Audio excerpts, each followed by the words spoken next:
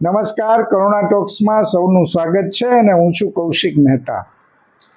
આપણે ત્યાં એમ કહેવામાં આવે છે કે ઇતિહાસમાંથી જે ન શીખે એ ઇતિહાસનું સર્જન કરી શકતા નથી. ઇતિહાસ આપણો એક ભવ્ય વારસાનો ઇશારો અણસાર આપે છે ને ઇતિહાસ પાસેથી ઘણું બધું શીખવા જેવું હોય છે. પણ એ માટે ઇતિહાસમાં સંશોધન થાય એ સૌથી મહત્ત્વનો પાયાની વાત છે. અને આપણે ત્યાં ઇતિહાસના સંશોધનમાં જે ગંભીરતાથી કામ કરવું જોઈએ એ નથી થતું. ઇતિહાસ સંશોધન ક્ષેત્રે લોકો બહુ ઓછા આવે છે, પણ એમાં જે કેટલાક નામ સૌરાષ્ટ્રમાં છે એમાં એ યાદી તમે કરો ને તો એસવી જાનીનું નામ તમારે એમાં લેવું પડે એવું એમનું પ્રદાન છે. 48 વર્ષ અધ્યાપન કર્યું છે ને 42 વર્ષ સંશોધન કર્યું છે. એટલે મને આખી જિંદગી ઇતિહાસ માટે ખપાવી દીધી હોય એવું આ વ્યક્તિત્વ છે. અને એમને ગુજરાત વિદ્યાસભા દ્વારા ડૉક્ટર મુગટલાલ 22મી સુવર્ણચંદ્રક મળવાનો છે ને એનો કાર્યક્રમ રાજકોટમાં જ થઈ રહ્યો છે. એ પણ બહુ આનંદની વાત છે. એટલે આ જાની સાહેબનું કેવડું મોટું પ્રદાન છે એની પણ આપણે વાત કરવી છે. 90 વર્ષે હજી બધું સાબુત છે અને હજી ઇતિહાસની વાત આવે તો એ બહુ પ્રેમથી તમારી સાથે વાત કરે છે. એનો પરિચય પણ તમને હવે મળવાનો છે. એવા જાની સાહેબ સાથે આપણે વાતો કરવી છે, ઇતિહાસની થોડી વાતો કરવી છે, એમના જે પ્રદાન છે એની પણ વાતો કરવી છે. જાની સાહેબ, આપનું કરુણા ટોક્સમાં ખૂબ ખૂબ સ્વાગત છે. Thank you very much. જી કૌશિકભાઈ. જી, મૂળે જોડિયા વતન અને પછી તમે જુદી જુદી જગ્યાએ શિક્ષણ મેળવી અને અધ્યાપન કર્યું અને છેલ્લે સૌરાષ્ટ્ર યુનિવર્સિટીમાં આવ્યા, ઇતિહાસ વિભાગના અધ્યક્ષ પણ થયા. પણ સાહેબ, પહેલાં મને એ જાણવું છે કે ઇતિહાસ તરફ વળવાનું શું કારણ, કઈ એવી પરિસ્થિતિ હતી કે તમે નક્કી કર્યું કે મારે આ દિશામાં આગળ વધવું છે? આપનો પ્રશ્ન બહુ સરસ છે. જી. એની પાછળ પણ એક ઇતિહાસ છે. વાહ વાહ. એવી જાતનો છે કે હું બીએમાં હતો જી. ત્યારે મારા માર્કશીટમાં જે ઇતિહાસમાં મને સૌથી વધારે માર્ક. ઓકે. મને તો એમએમાં પણ મારે ઇતિહાસ રાખવો જોઈએ. જી.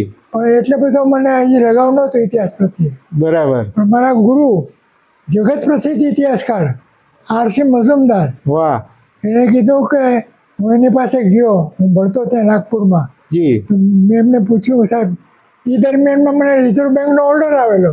ઓકે. હા, તો રિઝર્વ બેંકનો ઓર્ડર, મારી તો એમએની પરીક્ષા આવતી હતી. જી જી. મેં એક્સટેન્શન માંગ્યું તો મને 6 મહિના એક્સટેન્શન આપ્યું પરીક્ષામાં. ના, જોડાવામાં, જોઈન કરવામાં. 6 મહિના પરીક્ષા તો ચાલે જ નહીં. જી જી જી.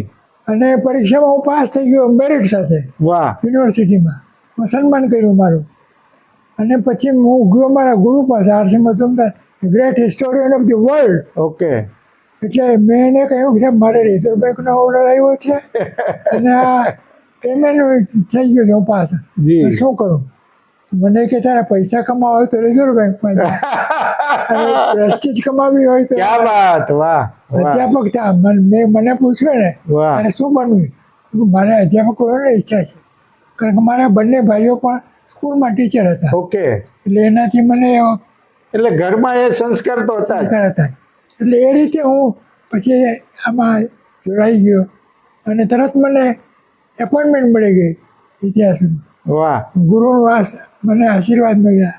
અમરાવતીમાં શરૂઆતમાં અમરાવતી શિવાજી કોલેજમાં. જી. 1 વર્ષ. ત્યારે મોરારજીભાઈ દેસાઈમાં આવેલા મને. ઓકે.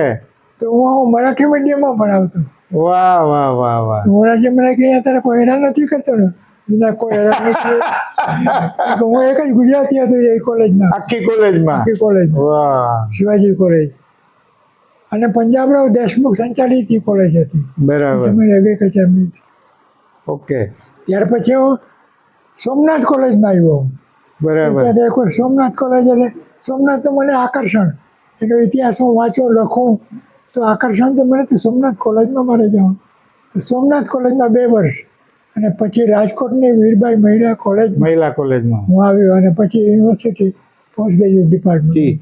પણ તમે આ આખી અધ્યાપનની સફરમાં ઇતિહાસના સંશોધનની જો આપણે વાત કરીએ તો પહેલો તમારો એ તરફનો ઝુકાવ અથવા તો એ પહેલું એસાઇનમેન્ટ અથવા તો પહેલું કામ તમે કયું હાથમાં લીધું હતું? એક વાત તમને કહું કે સંશોધનનું સૌથી મહત્વનું કામ મેં જુનાગઢની આરજી હકુમતો પર કર્યું. વાહ વાહ વાહ. અને હું પત્ર લખ્યો મેં આર્કાઇવ્સને, સેન્ટ્રલ ગવર્મેન્ટ દિલ્હીને. બરાબર. તો એને સમજે કે જાની એટલે મુસ્લિમ છે. બાપરે. જાની કવાલ હોય છે, જાની એટલે મુસ્લિમ છે. એટલે મને એને ડોક્યુમેન્ટ જોવાની પરવાનગી આપી નહોતી.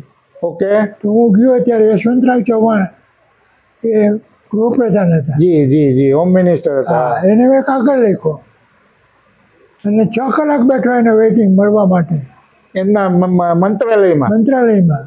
તો એ મને એપોઇન્ટમેન્ટ આપી કરી. બાપરે. 3 મિનિટ. તો મેં કીધું સાહેબ તમે એમ કહો છો કે ઇતિહાસમાં કોઈ સંશોધન કરતા નથી અને હું કરવા માગું છું, મને મંજૂરી નથી આપતા, તો તમને જાણીને આનંદ થશે અને હસો આવશે.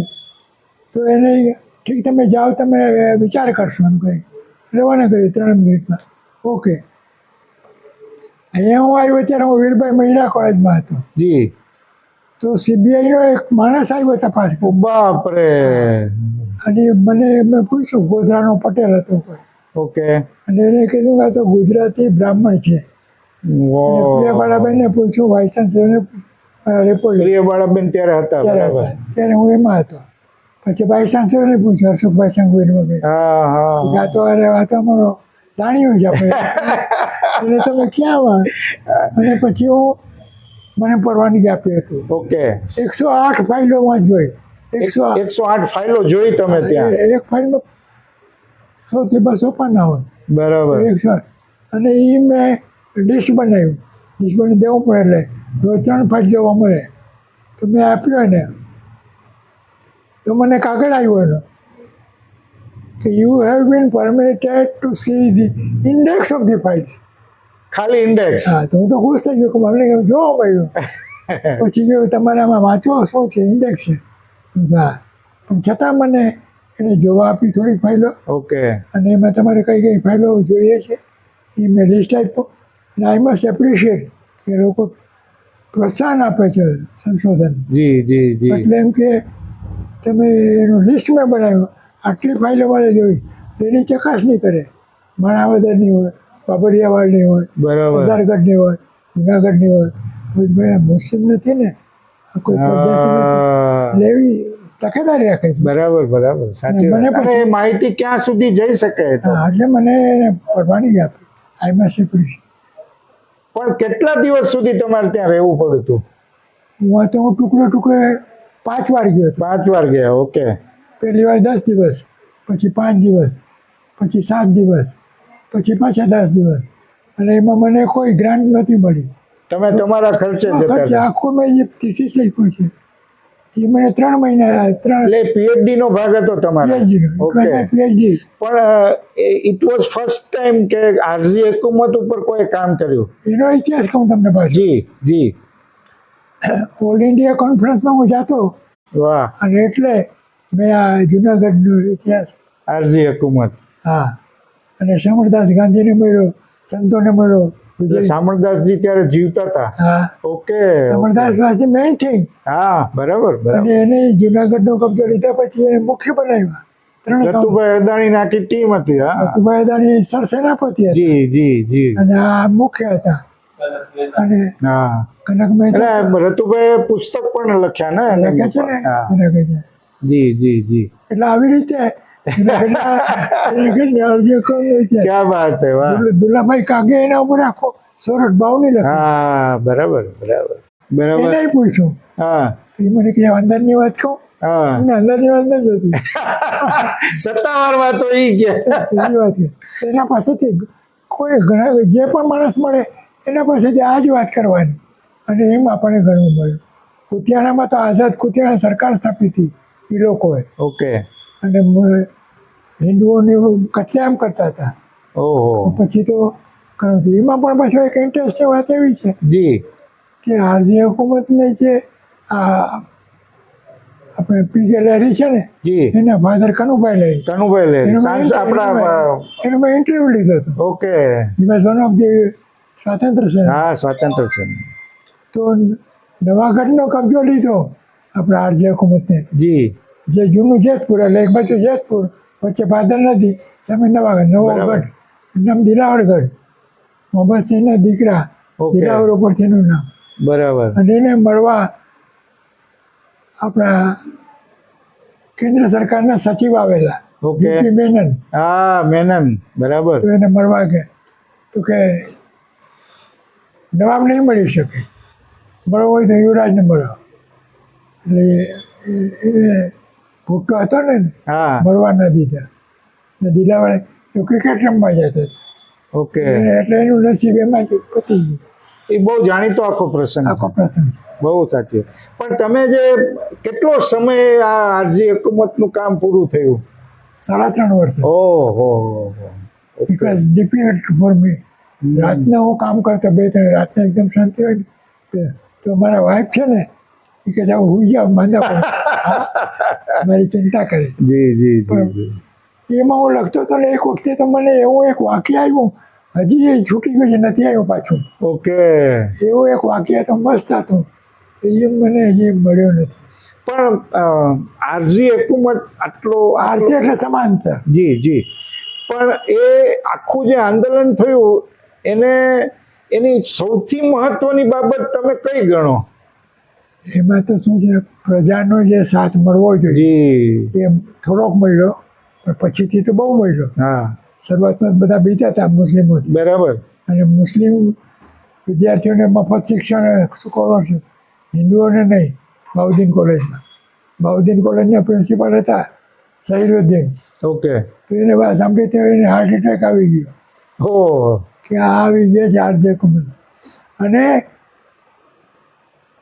સ્ત્રીઓએ પણ એમાં ભાગ લીધો, ભાગ લીધો સંતોએ ભાગ લીધો. વિજયદાસજી સંત હતા એ સંતના કપડાં ઉતારી અને મિલિટરી ડ્રેસમાં આવી ગયા. વાહ ક્યાં બાત છે અને મેરાણીઓ હાથમાં સાંભેલા લઈને કે યસ વી આર રેડી. ક્યાં બાત એના ફોટોગ્રાફ મેં મૂક્યા છે મારા પુસ્તકમાં. અને એવી રીતે બહુ સાથ મળ્યો. મતલબ કે જી કનકભાઈ દેસાઈ હતા એક ત્યાંના કાર્યકર. તો જુનાગઢના સ્ટોર હાઉસમાં કાંકરો નાખીને આગ લગાડી દીધી. બરાબર અને એ વખતે સેકન્ડ વર્લ્ડ વોર પૂરો થયો હતો એટલે શસ્ત્ર મેળવવા અઘરા હતા. બરાબર મુંબઈમાં જઈને દાલમિયાના સ્ટોરમાંથી ઓ ત્યાંથી શસ્ત્રો ખરીદ્યા. એક ખટારો પણ ત્યાંથી લીધો હતો. ક્યાં વાત મુંબઈથી. અને અહીંયા મુંબઈમાં હું ગયો હતો તો એના આરજી હુકુમતના ગૃહપ્રધાન હતા મણિલાલ દોશી. બરાબર અને એનો તો મોટો વેપાર હતો ખરેખર તો. એને હું મળ્યો મુંબઈમાં. મેં 20 દિવસ રોકાણો ઓકે અને બધાને ઇન્ટરવ્યૂ લઈ. મુગટલાલ પારેખ, મણિલાલ દોશી, પછી હાઈકોર્ટના આપણે જજ છે નરેન્દ્ર નથવાણી. ઓકે નરેન્દ્ર નથવાણી મેં એક ફોટો બતાવ્યો જી બ્રિટ્સમાં હતો. તો એને થયું કે આ કોણ આવ્યો છે. મેં કીધું મને 5 મિનિટ આપ. બરાબર મને કે 10 વાગે આવજો. હું તો હોટલમાંથી ત્યાં ગયો વર્ષા બંગલો બાજુમાં બંગલો. બરાબર તો કહે કે તમે એમ કરો હું નાહી લઉં હવે. મેં 10 વાગે બોલો નાહી લઉં. પણ એના મિસિસને ગમતું નહીં કે આ આવ્યો છે આવું શું વાંધો નહીં કીધું. પછી અમે અમારે ટીક કરી મૂકવું. જી જી તો મને એમ કીધું કે હવે સાહેબને ટાઈમ થઈ ગયો ઓફિસ જવાનું. એના વાઈફે બરાબર સાહેબ 2 જ મિનિટ 3 નહીં 2 મિનિટ ખાલી એક પ્રશ્ન પૂછીશ અને એક ફોટો તમને બતાવવો છે. એને મને જવાબ આપેલો બતાવી જાય. બરાબર મેં એક ફોટો બતાવ્યો જી બ્રિટ્સમાં આવેલો એ વખતે એનો ફોટો હતો. ઓકે અને મિલિટરી ડ્રેસમાં હતો. ત્યારે એ કાયદા પ્રધાન હતા ઓકે આરજે હુકુમત. મને કે કોનો ફોટો? પોતે. એમણે પૂછ્યું સામે ઓ બાપરે એટલે આવા મને અનુભવ હતો. અને મેં કીધું જરા વિચારી ગયો જરા હરખો થઈ ગયો. પછી એને વાઈફને આ તો ખબર નહીં કોણ છે. એને વાઈફને ઓળખાય બરાબર પોતે ઓળખાય. પછી એને જરા ખ્યાલ આવ્યો કે ટોપી બોપી એમ કાઢીને આમ જોયું કે આ તો મારો ફોટો છે. આપણે ક્યાં થયું કે અત્યારે તો નહીં આપું, મારી પાસે એક જ છે, પછી મોકલીશ રાજકોટ જઈને. અને મેં મોકલ્યો અને પ્રશ્નો પૂછ્યા એમાં અને જવાબ આવ્યા. એવું ડોક્યુમેન્ટ થઈ ગયું ને, ડોક્યુમેન્ટ થઈ ગયું. ઇન્ટરવ્યુ મણીલાલ દોશી ગૃહ પ્રધાન હતા, એના ઘરે ગયો મીઠીબાઈ કોલેજની બાજુમાં. તો એના ઘરના છોકરા હતા કે આવ્યો છે, કામ ના આવે, મારે લખવાનું. આપણે ત્યાં બંગલામાં રોકાવને મને ઘણો આદર આપ્યો. મને એમ બધું કીધું, પણ એમણે ગૃહપ્રધાન નીચે પછી ટેક્સ લેતા નવી સરકાર આવી એમાં કાંઈ 1 લાખ ને કંઈ અમુક હજાર રૂપિયા હતા. તો એના ઉપર આરોપ મૂક્યો તો બીજા લોકો મુસ્લિમો ખાઈ ગયા છે, જમા કર્યું. મેં એને બતાવ્યું કે તમારા ઉપર આવો આરોપ છે. સીધો પ્રશ્ન પૂછે એમાં શું બરાબર અમારે તો સત્ય કે તો કે ના પણ મેં જમા કર્યું. ચેકબુક તમારી પાસે? મારી પાસે છે. અને બતાવ્યું એને. એ છેલ્લે આવ્યા તો કે મેરી બચ્ચી કો રહી ગઈ, ઘોડિયામાં રહી ગયું ભૂલ. તો બચ્ચા કેટલા તમે જાઓ અને ત્યાં રહ્યો અને પછી લઈને આવજો. તો એને ના લઈ ગયા અને કૂતરાના ડૉક્ટરને પણ ભેગા લઈ ગયા, સાથે લઈ ગયા. કૂતરાને બહુ શોખીન હતા. કૂતરા પોતાના પર્સનલ ડૉક્ટરને, ઝવેરીલાલ વસાવડા એનું નામ, એ બધાને ભેગા લઈ ગયા હતા. જોકે પછી આવી ગયા, એનો મેં ઇન્ટરવ્યુ લીધો. ઝવેરીલાલ વસાવડાનો? હા, અહીંયા જુનાગઢ જઈને. પણ આજે બીબી હતા નવાબની, નવની જે રહી ગયા, એ પછી દીવમાં રહેતી હતી ઘણા સમય સુધી. 45 રૂપિયાની ભાડાની રસીદ મેં કાઢી ગોતી, એમાં રહેતા. એ મેં ગોતી કાઢી. તમે તો જૂનું કામ કર્યું. અને પછી તો એ પોર્તુગાલના એ શિપ આવેલા, એમાં એ બેગમની કરાચી પહોંચાડી. બરાબર. પણ આ જે નવાબનો કૂતરા પ્રેમ, શ્વાન પ્રેમ હતો, બહુ મોટી સંખ્યામાં કૂતરાઓ હતા. એમાં એવું કહેવાય છે કે કૂતરાનું પ્રેમનું કારણ હતું કે એવું કહેવાય છે કે કૂતરા અને કૂતરીના લગ્ન કરાવે તો રાજા ઉપરથી જે કષ્ટ હોય દૂર થઈ જાય. બરાબર. આવી અંધશ્રદ્ધાને કારણે પણ એ કરાવતા. બરાબર. જબરું. વાહ. મહારાજા પુસ્તક લખ્યું છે એમાં એનો ઉલ્લેખ છે પાછો. આના ગીતા માણેકે હમણાં છેલ્લે સરદાર ઉપર કર્યું ને, એમાં થોડી આ નવાબની વાતો બહુ લખી છે. એની ઉપરથી સિરિયલ પણ બની છે. બરાબર. બહુ સરસ. સાહેબ, તમે સૌરાષ્ટ્ર ઉપર જે કામ કર્યું એ સૌથી મને લાગે માઇલસ્ટોન છે. એ 2 ભાગ લખ્યા. 2 ભાગ. હા. એ તો ઊંધેમાંથી થઈ ગયો તેમ. પણ એ કઈ રીતે શક્ય થયું, કઈ રીતે, એની થોડી વાત કરો. હા, સૌરાષ્ટ્રનો ઇતિહાસ એટલા માટે લખ્યો કે અત્યારે જે વિદ્યાર્થીઓ આવે છે MPhil કરવા કે PhD કરવા, એ મોટે ભાગે એનું મટીરિયલ ગુજરાતીમાં હોય. બરાબર. ગુજરાતી ભાષા જાણતા હોય તો ગુજરાતી જ આવડવું જોઈએ ને. તો એમાંથી એમ કેટલાય એક રાજ્યનો એક PhD થઈ શકે. બરાબર. 222 રજવાડા હતા. એ 222 રજવાડાનું નામ લખ્યા છે, એનો એરિયા લખ્યો છે, એનો વાર્ષિક સાલિયાનો લખ્યો છે, બધી વિગતો આપે છે મારા પુસ્તક. તો એમાં સૌરાષ્ટ્રના ઇતિહાસમાં સૌરાષ્ટ્રનો ગામડે ભર્યો છે.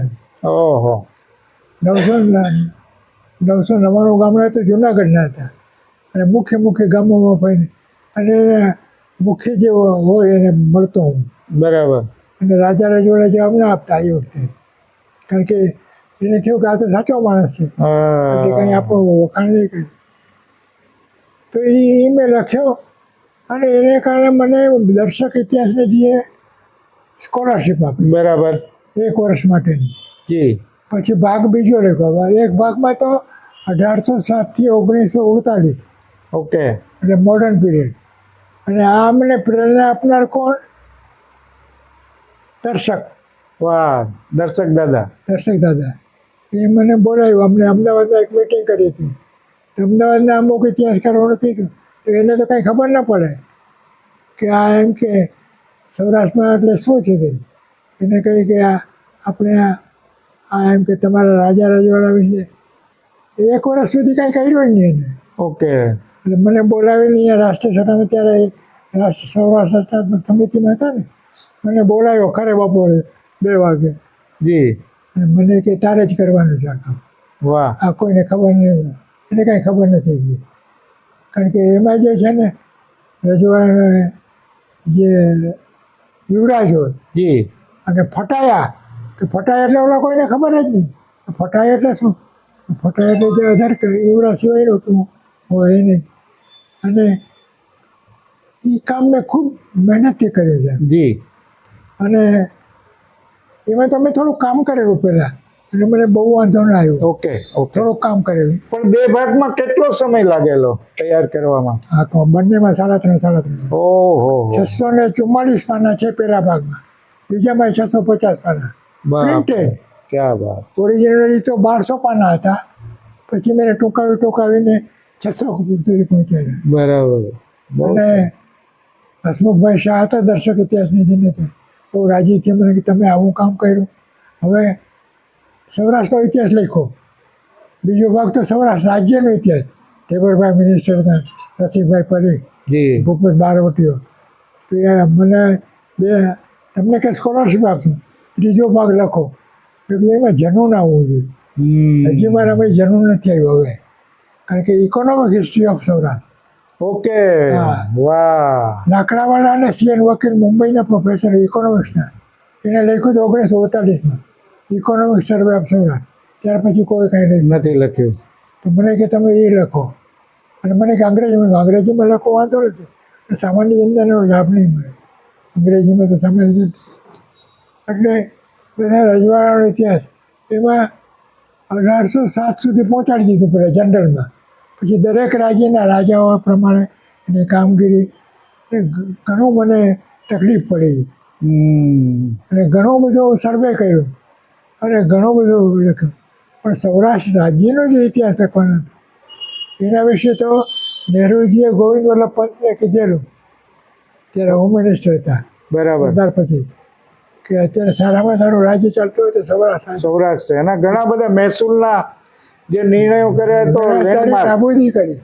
બી.આર. પટેલ કરીને આઈએએસ ઓફિસર હતા, એના કાગળ મેં જોયા ત્યાં આર્કાઇવમાં. અને રાજધાની ક્યાં રાખું? તો જામ સાહેબ કે મારે જામનગરમાં રાખું, પણ બંગલા છે નામ કે ટેબરભાઈની ઈચ્છા કે અહીંયા રાજકોટમાં રહે. એટલે પછી એમ નિર્ણય કર્યો કે એની આખી ફાઇલ છે, ઇમેજ હોય. નિર્ણય એમ કર્યો કે રાજધાની તો રાજકોટ જ રાખો, પણ જે ગવર્નર છે રાજ્યપાલ એ જામનગરની. એવું હતું? હા, એવું એ જામનગર. જામ સાહેબ તો નીકળે ને પોતાની કુંવારી અને રાજધાની અહીંયા રાખવા. બરાબર. અને હોય તો ચીફ મિનિસ્ટર ત્યાં જઈને પૂછી. દેવરભાઈને તો ગમતા નહીં આ જામ સાહેબને. દેવરભાઈને જામનગરમાંથી બહિષ્કૃત કર્યા હતા. એમ? હા. ઓકે. એટલે એની વિરુદ્ધ એને ગમતું નહીં, છતાં એ ચીફ મિનિસ્ટર થયા. જી જી. એને તો બહુ આકરું લાગ્યું. અને પછી ભૂપતની જ્યારે વાત હતી, જી, ગુલાબ કુંવરવાનો ઘણો ફાળો. ઓકે. રાજમહેલમાં એને આશ્રય આપતા. તો પછી જામ સાહેબને બોલાવ્યા દિલ્હી, અને સરદાર પટેલે કીધું કે હવે તમારી માયા સંકેલી લે. ક્યાં વાત. એને ખબર કે આમનું કાંઈ હાલતું નથી, ગુલાબ કુંવર બનવું ચાલે. એટલે ત્યારે એમાં પકડાનું પાછું. હા. ગુલાબ કુંવરબાઈ સાથે જે ક્ષત્રિયો મળતા એ પકડાનું રસિકલાલ પરીખ. અને પછી અહીંથી પંજાબથી બોલાવવામાં અશ્વિની કુમાર, અને એને પકડીને બધું કાવતું. બરાબર. હું તો એટલે એમની વાત સાચી છે કે ગરાસીઓ કાંઈ કરતા નહીં, તો એમની આટલી જમીનો લઈ લીધી, ખેડૂતોની જમીન. અદ્ભુત નિર્ણય હતો, અદ્ભુત. ગમે એટલે ગોવિંદવાલા પંતને કીધું કે તમે ગરાસાની નાબૂદી કેમ કરી છે એ જુઓ, સમજો. અને અત્યારે સુવર્ણયુગ છે સૌરાષ્ટ્રનો, એ 8 વર્ષનો કુલીનચંદ્ર યાજ્ઞિકે લખ્યું છે કે this was the golden period. Yes, બહુ સાચી વાત, બહુ સાચી વાત. તમે જામનગરનો ઇતિહાસ પણ લખ્યો. હા, એ પણ બહુ ઇન્ટરેસ્ટિંગ છે. જામનગરનો, રાજકોટનો ઇતિહાસ અલગથી લખ્યો. જી, રાજકોટનો અલગથી લખ્યો. હા, જામનગરનો લખ્યો. જી, ભાવનગર રાજ્યનો ઇતિહાસ. ભાવનગરનો પણ લખ્યો. તો એ એમએમાં ચાલે છે અત્યારે. હા હા હા હા. ટેક્સ્ટ બુક તરીકે. Okay okay. અને રાતના ગેસ્ટ હાઉસમાં 2 વાગ્યા સુધી 3 દિવસ સુધી જાગી અને એનો ફાઇનલ પ્રૂફમાં જોતા હતા. બરાબર એ બરાબર. રીતે સૌરાષ્ટ્રનો ઇતિહાસ ભાગ 1 એ એમએમાં ટેક્સ્ટ બુક તરીકે છે. જી જી. યુજીસીએ મંજૂર કર્યું છે. અને સ્થાનિક ઇતિહાસ તમારે સમજવો જોઈએ. તમે જર્મનીનો લખો, અમેરિકા લખો, એ તમે શીખો, પણ આ તમારી આસપાસ શું કેવું હતું બધું. પડદરી ક્યાં આવી એને ખબર નથી. હા, બહુ સાચી વાત છે, એટલે- બહુ સાચી વાત. એટલે એનાથી બહુ લોકો હવે એમાં કામ કરતા થયા, જી જી. જાણકારી મળી ગઈ સ્ટેટ વિશે, અને એને કારણે બહુ સરસ કામ થઈ ગયું. પણ સાહેબ, તમે શું માનો છો, તમે જે પીરિયડમાં કામ કર્યું, તમારી સાથે પણ બીજા કેટલાક લોકોએ કામ કર્યું, ઘણા બધા એમાં નામ પણ તમે લઈ શકો. આજે શું સ્થિતિ છે ઇતિહાસના સંશોધનની? જો આપણે વાત કરીએ તો કેવું કામ થઈ રહ્યું છે? આજે પરિસ્થિતિ એવી છે કે સાચા સંશોધનના નામે કંઈ થતું નથી. નથી થતું. હા, અત્યારે તો